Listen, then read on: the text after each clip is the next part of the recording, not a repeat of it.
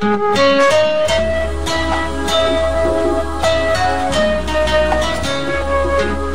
ingatkah kita dengan mukjizat Nabi Musa alaihi salam yang paling terkenal?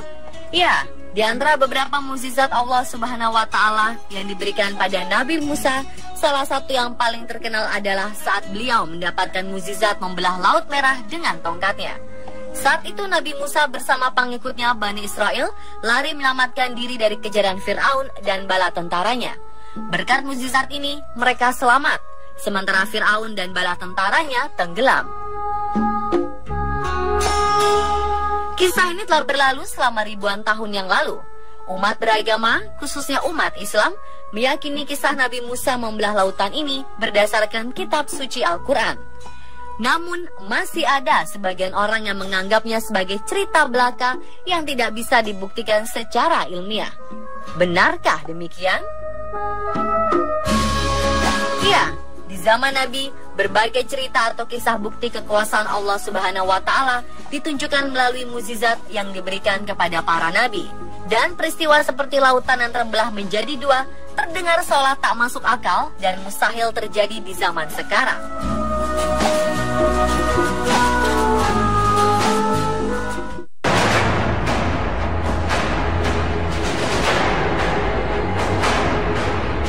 Nyatanya seorang arkeolog menemukan beberapa bukti tentang kisah Nabi Musa alaihi salam membelah lautan. Ia adalah Ron White, yang pada akhir 1988 lalu mengklaim bahwa dirinya telah menemukan beberapa bangkai roda kereta tempur kuno di dasar Laut Merah. Menurutnya, temuan ini merupakan bangkai kereta tempur Fir'aun yang tenggelam di lautan ketika digunakan untuk mengejar Musa bersama para pengikutnya. Menurut pengakuan White, selain menemukan beberapa bangkai roda kereta tempur berkuda, White bersama timnya juga menemukan beberapa tulang manusia dan tulang kuda di tempat yang sama. Penemuan ini tentunya semakin memperkuat dugaan bahwa sisa-sisa tulang belulang ini merupakan bagian dari kerangka para bala tentara Fir'aun yang tenggelam di Laut Merah. Apalagi dari hasil pengujian yang dilakukan di Stockholm University terhadap beberapa sisa tulang belulang yang berhasil ditemukan, terbukti bahwa struktur dan kandungan beberapa tulang telah berusia sekitar 3.500 tahun. Sedangkan menurut sejarah, kejadian pengejaran ini terjadi dalam kurun waktu yang sama. Selain itu, ada suatu benda menarik yang juga berhasil ditemukan, yaitu poros roda dari salah satu kereta kuda yang kini keseluruhannya telah tertutup oleh batu karang. Sehingga untuk saat ini, bentuk aslinya sangat sulit untuk dilihat secara jelas.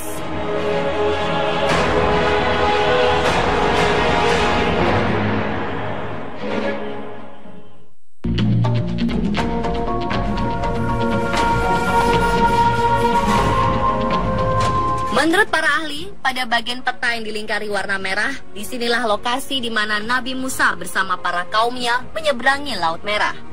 Lokasi penyeberangan diperkirakan berada di Teluk Aqaba di Nuweiba, sebuah kawasan kota pantai di tepi timur semenanjung Sinai, Mesir.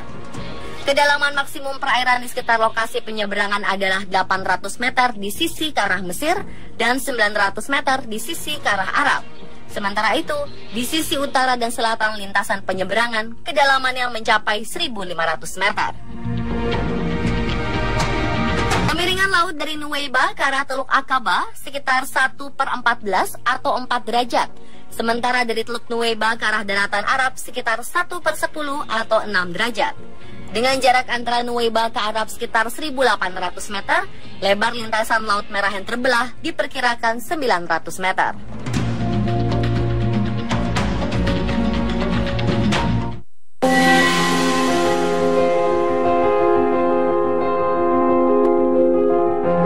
Bila arkeolog Ron White menemukan beberapa benda bukti nyata kebesaran Tuhan akan kisah Nabi Musa membelah lautan, sekelompok ilmuwan lain yang melakukan sejumlah penelitian, akhirnya mereka berani mengatakan bahwa keajaiban laut terbelah dalam kisah terkenal mukjizat Nabi Musa ini merupakan fenomena alam.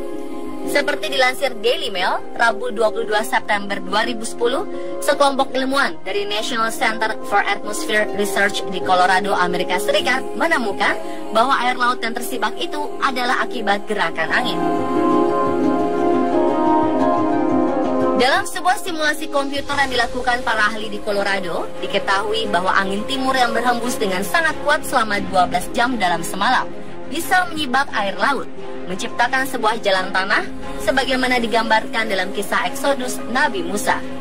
Sedikit berbeda dengan deskripsi lokasi di kitab suci, para ilmuwan ini meyakini bahwa lokasi keajaiban bukan di Laut Merah, melainkan di lokasi di dekatnya, yakni delta Sungai Nil, di mana sebuah sungai kuno menyatu dengan laguna. Dari penelitian yang dilakukan, para ilmuwan ini menemukan bahwa angin timur dengan kecepatan 101,3 km per jam yang bertiup dalam waktu 12 jam akan mendorong air, baik di danau maupun aliran air.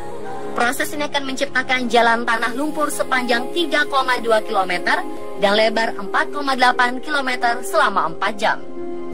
Saat kecepatan angin turun, air akan kembali ke posisi awal, mirip fenomena pasang surut. Dalam Journal Public Library of Science 1, para ahli menguraikan bahwa siapapun yang terdampar dalam lumpur ini sesudah angin melemah akan beresiko tenggelam. Ketua tim peneliti ilmuwan bernama Carl Drew mengatakan bahwa membelah lautan dalam kisah Nabi Musa dipandang masuk akal dalam hukum fisika. Dia menjelaskan, membelahnya laut bisa dipahami melalui dinamika fluida.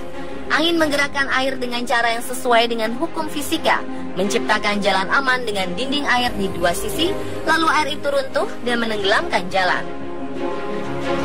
Simulasi komputer juga menunjukkan tanah kering bisa terlihat di dua lokasi terdekat selama badai angin.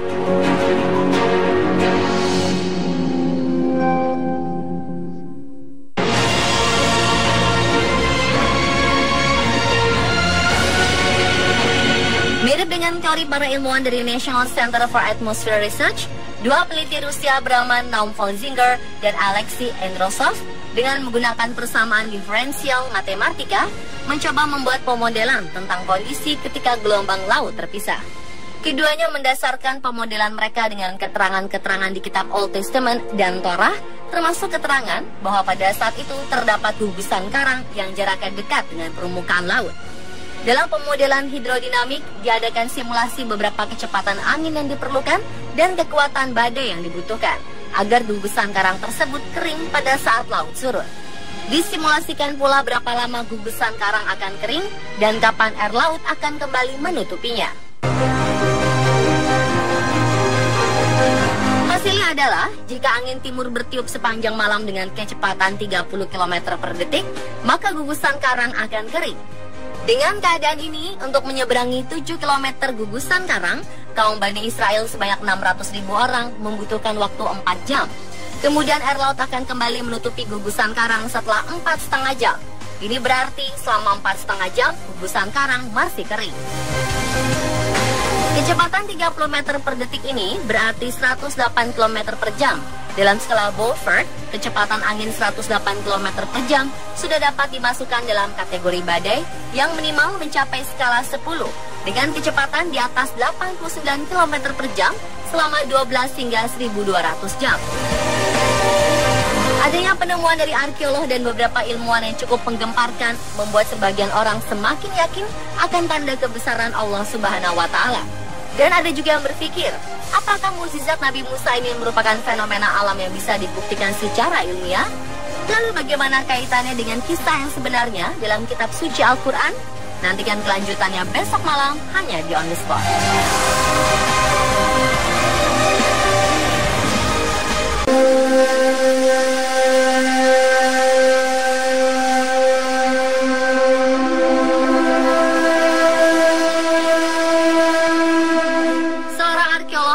Ron White menemukan bukti otentik tentang kisah Nabi Musa membelah Laut Merah saat dikejar oleh pasukan Firaun.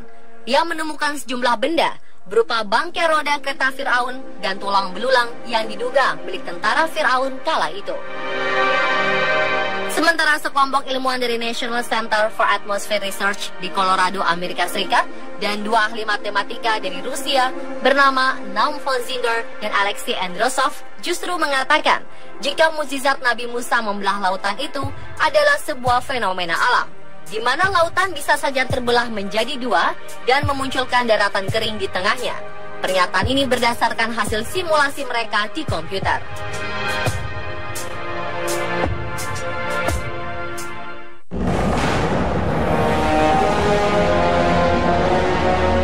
Lalu bagaimana kisah Nabi Musa membelah lautan ini yang sebenarnya dalam Islam?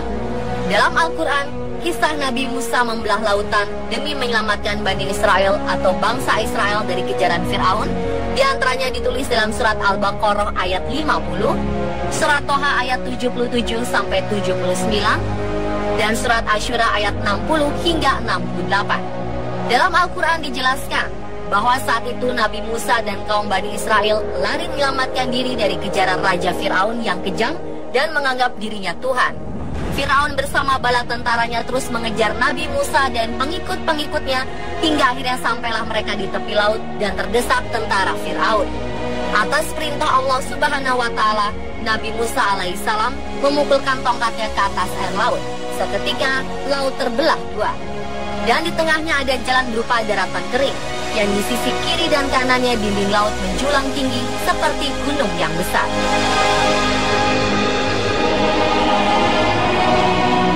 Nabi Musa bersama pengikutnya segera lari melalui jalan itu, dan tibalah mereka selamat di seberang lautan.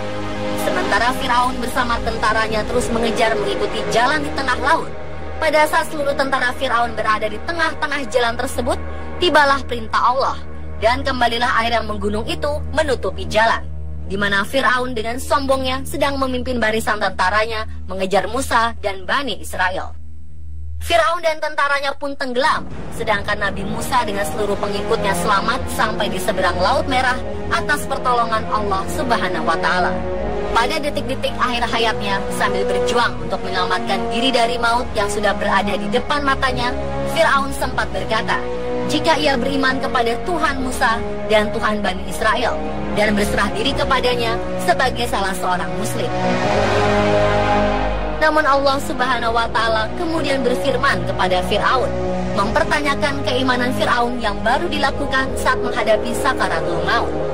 Setelah selama hidup yang dijalaninya melakukan berbagai perbuatan maksiat, berbuat sewenang-wenang, dan melakukan penindasan serta kezaliman. Dan Allah pun berfirman, terimalah sekarang pembalasanku, yang akan menjadi pengajaran bagi orang-orang yang akan datang sesudahmu. Akan aku apungkan tubuh kasarmu untuk menjadi peringatan bagi orang-orang yang meragukan akan kekuasaanku. Saat itu Bani Israel, pengikut-pengikut Nabi Musa, masih meragukan kematian Fir'aun.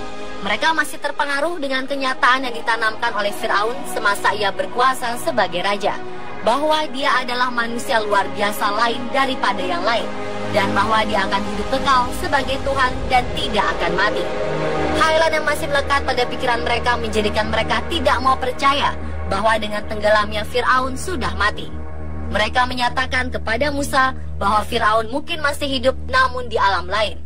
Nabi Musa berusaha meyakinkan kaumnya bahwa apa yang terfikir oleh mereka tentang Fir'aun adalah suatu khayalan belaka.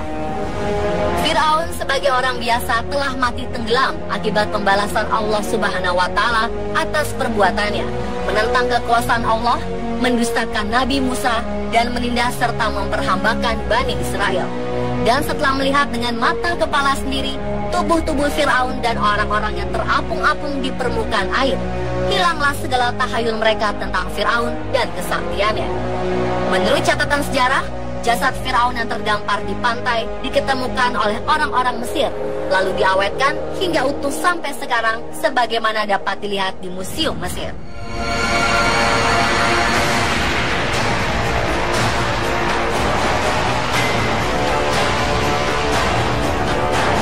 Mengenai bukti penemuan arkeolog Rowan White berupa penemuan benda yang diduga milik Fir'aun dan bala tentaranya, banyak yang berpendapat bahwa mungkin Tuhan sengaja melindungi benda ini untuk menunjukkan kepada kita semua bahwa mukjizat yang diturunkan kepada nabinya merupakan suatu hal yang nyata, bukan sekedar karangan belaka.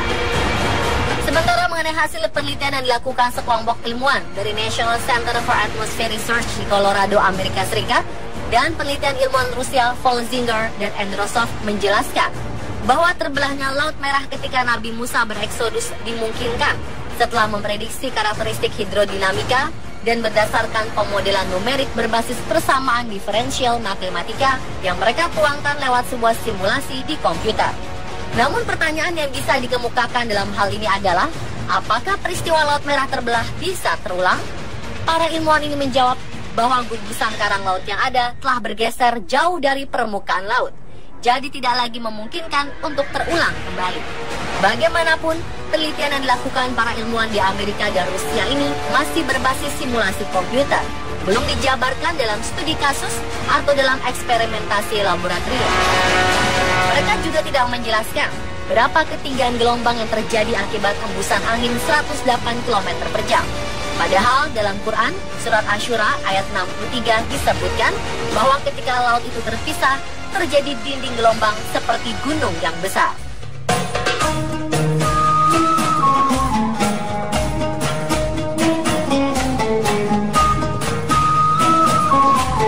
Peristiwa terbelahnya Laut Merah merupakan peristiwa yang luar biasa. Hal ini merupakan mukjizat dari Nabi Musa alaihissalam yang wajib kita percayai sebagai bagian dari iman.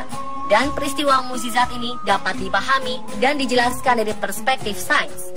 Hipotesis yang bisa dijadikan dasar adalah bahwa segala peristiwa yang Allah Subhanahu wa Ta'ala berikan kemuliaan atau mukjizat sebenarnya tidak akan pernah lepas dari proses alam yang maha kompleks sebagai bagian dari sunatullah. Ketika itu terjadi, peristiwanya bisa dijelaskan dalam berbagai teori ilmiah. Namun momentum dan tempat terjadinya merupakan mukjizat yang Allah Subhanahu wa Ta'ala sendiri berikan khusus bagi hamba yang dikehendakinya. Seperti yang diungkapkan seorang ilmuwan muslim ternama Harun Yahya, jika Allah Subhanahu wa Ta'ala menghendaki, keajaiban bisa saja terjadi. Jika kondisi yang memungkinkan dalam kasus Nabi Musa alaihissalam, di mana kecepatan angin, waktu, dan tempat mendukung proses terjadinya keajaiban. Dalam peristiwa lain, kejadian laut mengering tepat terjadi ketika Nabi Musa alaihissalam dikejar-kejar Fir'aun. Kala itu pengikut Nabi Musa sudah yakin mereka akan dapat terkejar. Kemudian Nabi Musa alaihissalam menjawab, tidak, sebab Allah Subhanahu wa Ta'ala bersama kita dan akan memberi petunjuk bagi kita. Keajaiban kedua adalah proses terbelahnya laut ketika Nabi Musa alaihissalam melakukan eksodus tidak akan mungkin terulang lagi. Hingga kini manusia modern baru bisa menjelaskan melalui sebuah simulasi komputer, yakni sebuah generalisasi berbasis asumsi yang masih merupakan pendekatan, bukan penelitian secara empiris atau penelitian melalui eksperimentasi di laboratorium.